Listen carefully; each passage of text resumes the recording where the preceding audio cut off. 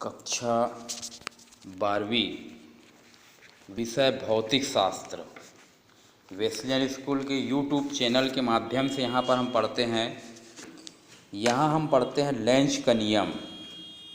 ये कई बार CG board में पूछा गया है, 2003 में पूछा गया है, 4 में, 10 में, 12 में और 13 में पूछा गया कि लेंज का नियम क्या है।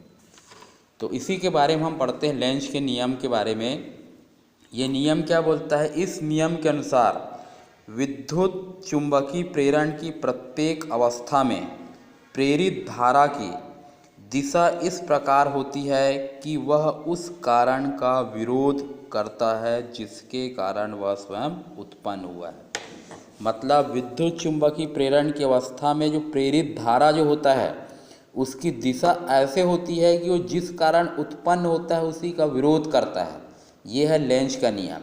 इसको पूरा डिटेल हम ऊर्जा संरक्षण के नियम से समझ सकते हैं कि कैसे विरोध करता है तो कैसे धारा इसमें प्राप्त होती है।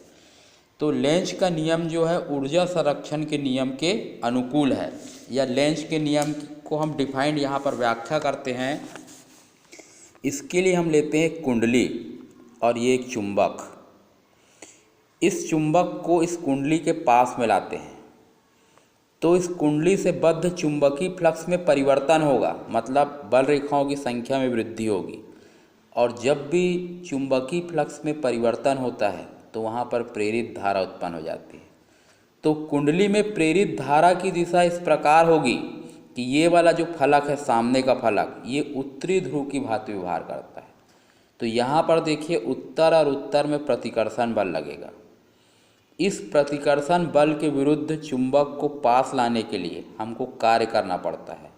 वही यांत्रिक कार्य यहाँ पर विद्युत ऊर्जा मतलब प्रेरित धारा के रूप में प्राप्त होता है।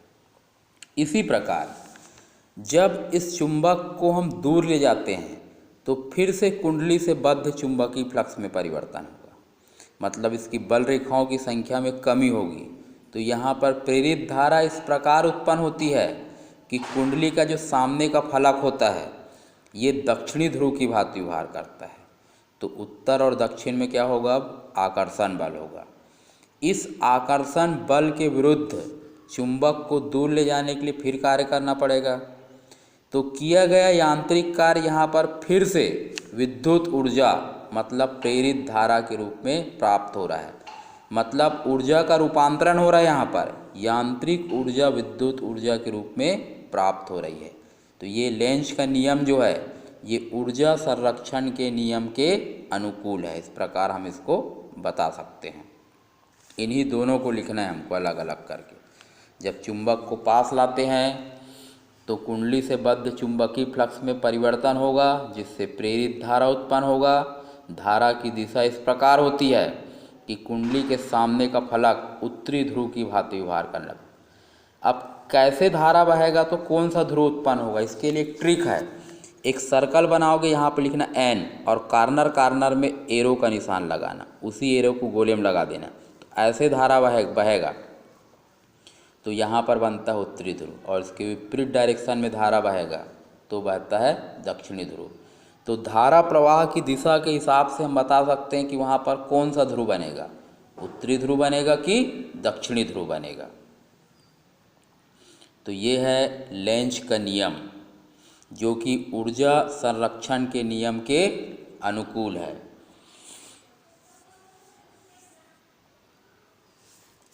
ये पूरा इसका थ्योरी, ये देखो थ्योरी देख सकते हो। थ्योरी की वीडियो भेज देता हूँ मैं, इसको पुश करके आप लोग अच्छे से आसानी से देख सकते हो। ये पहला पैराग्राफ के बारे में बताया गया है और ये दूसरा चित्र जो बना हुआ उसके बारे में।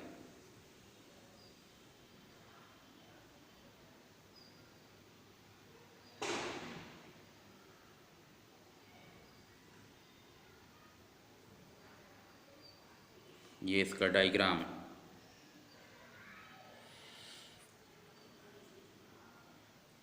लेंज का नियम ऊर्जा संरक्षण के नियम के अनुकूल है, या लेंज के नियम की व्याख्या बोला जाएगा तो दोनों में हम इसको लिख सकते हैं।